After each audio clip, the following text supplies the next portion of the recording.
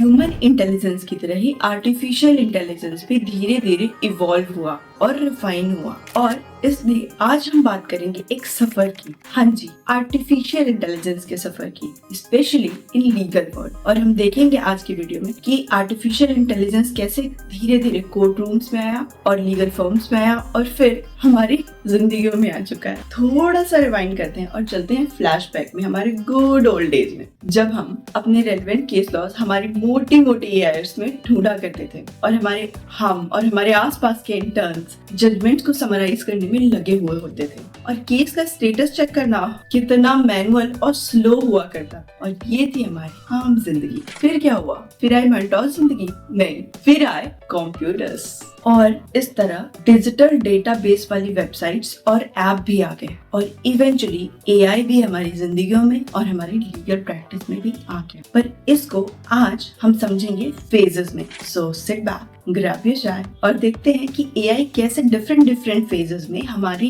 Legal practice में step by step enter किया। Phase 1, search engine with intelligence. 2011 से लेकर 2015 के बीच एआई हमारे बीच सर्च इंजन में एम्बेडेड टूल्स बन के आ चुका था। अब सर्च इंजन सिर्फ कीवर्ड की बेसिस पे रिसर्च नहीं कर रहे थे, बल्कि पूरी कंटेक्स्ट को समझ रहे थे और उस बेसिस पे, उस इनपुट की बेसिस पे रिजल्ट जनरेट करके दे रहे थे। एग्जाम्पल, केस माइंड एक इंडियन स्टार्टअप लॉन्च हुआ इसी दौरान, जो सिर्फ केस लॉ डिस्प्ले नहीं करता था, बल्कि केस लॉ डिस्प्ले करता था फिल्टर ऑप्शन के साथ। अगर हम कोई टॉपिक डाल रहे हैं तो उससे रिलेटेड जितने भी केसेस आते थे वो आते थे, प्लस हम उसमें फिल्टर ऑप्शन भी सेट कर सकते थे, जैसे आपको किस कोर्ट का केस चाहिए, किस ज्यूरिसडिक्शन का केस चाहिए, किस जज का केस चाहिए, किस ईयर का केस चाहिए। तो इतने सारे लीगल ऑप्शन के साथ हमारी सर्च अब बहुत रिफाइन हो चुकी थी। और ये सिर्फ इंटेलिजेंस नहीं था, ये सिर्फ सर्च नहीं था, ये एक लीगल इंटेलिजेंस था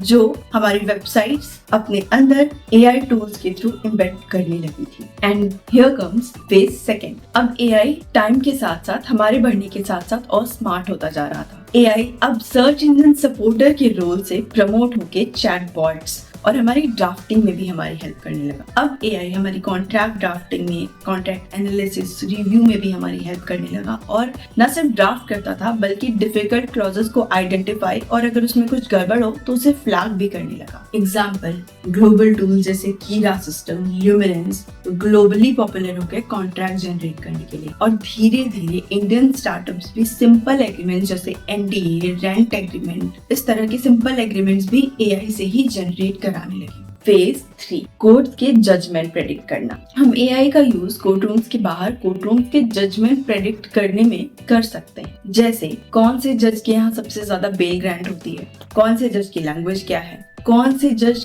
के वहाँ कन्विक्शन रेट सबसे ज्यादा है, या फिर दिल्ली में साइबर क्राइम कन्विक्शन रेट क्या है, या फिर ऑन एन एवरेज पीआईएल को सॉल्व होते होते उसका डिसीजन आते आते कितना टाइम लगता है। ये सारी चीजें एआई हमें बता सकता है। इंडिया में ये सब कुछ सालों से शुरू हुआ है, लेकिन फॉरेन में ये ऑलरेडी कॉमन है। वहाँ प्रीमोनिशन और ब्लू जे लीगल जैसे ऑलरेडी एआई टूल्स मौजूद हैं, जिनके पास लिटिगेशन का डेटाबेस है, और उस बेसिस पे वो लिटिगेशन के आउटकम को आसानी से प्रेडिक्ट कर लेते हैं। Phase 4, virtual hearing and live transcription. Covid से पहले कोई सोच भी नहीं सकता था वर्चुअल हियरिंग के बारे में और कोर्ट प्रोसीडिंग के लाइव ट्रांसक्रिप्शन के बारे में, लेकिन पोस्ट कोविड एरा ने बिल्कुल लीगल टेक्नोलॉजी में रिवॉल्यूशन हिला दिया, और ये सब हुआ कॉमन 3 तरीकों से। फर्स्ट, वर्चुअल हियरिंग कोर्ट्स में कॉमन हो गई है, जैसे दिल्ली डिस्ट्रिक्ट कोर्ट्स में सिस्को वेबएक्स का यूज किए जाने लगा है, आंध्र प्रदेश हाई कोर्ट में माइक्रोसॉफ्ट टीम का यूज किए जाने लगा है। सेकेंड, कोर्ट्स में अब लाइव ट्रांसक्रिप्शन टूल यूज किए जाने लगे हैं, जो हियरिंग के टाइम पे बोले के रहे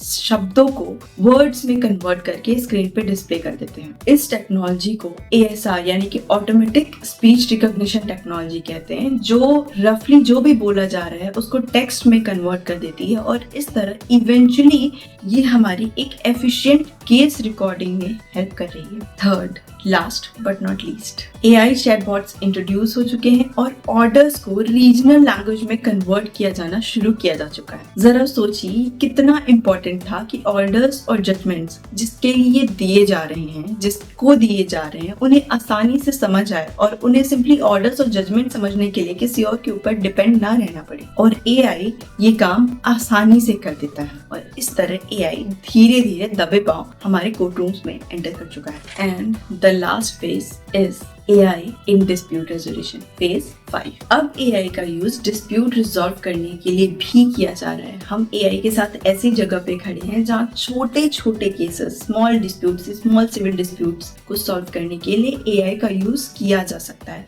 इनफैक्ट कनाडा और सिंगापुर जैसी कंट्रीज AI का यूज कर रही हैं अपने कंज्यूमर डिस्प्यूट्स, रेंट डिस्प्यूट्स, ऐसे छोटे छोटे डिस्प्यूट्स को सॉल्व करने के लिए। इंडिया में अभी जजमेंट्स देने और डिस्प्यूट रेजोल्यूशन की जिम्मेदारी अभी भी जजेस पे ही है और AI अभी इनकी जगह नहीं ले पाया। हालांकि 2021 में सुप्रीम कोर्ट में एक सुपेस प्रोजेक्ट लॉन्च हुआ था जिसका काम था जजेस को असिस्ट करना। इसके पास लिटिगेशन डेटाबेस होती है जिसके बेसिस पे ये जजेस को सजेस्ट करता है कि ऐसे ही केसेस के फैक्ट्स में ऑलरेडी कौन से डिसीजन लिए जा चुके हैं और केसेस से रिलेटेड और भी इंफॉर्मेशन जनरेट करने में ये जजेस की हेल्प करता है, लेकिन हेल्प और असिस्ट करता है, उनकी जगह पे जजमेंट्स नहीं देता। सो लाइब्रेरी से लेके जजमेंट के आउटकम को प्रेडिक्ट करने तक AI ने हमारा बड़ा साथ दिया है, but this is just a beginning. इसीलिए नेक्स्ट वीडियो में हम देखेंगे AI के एडवांटेजेस क्या हैं, AI के डिसएडवांटेजेस क्या हैं और उन डिसएडवांटेजेस को हम अपने एडवांटेजेस में कैसे कन्वर्ट कर सकते हैं। लेकिन जाते जाते आप मुझे कमेंट बॉक्स में प्लीज ये बता के जाइए कि आपको क्या लगता है कि AI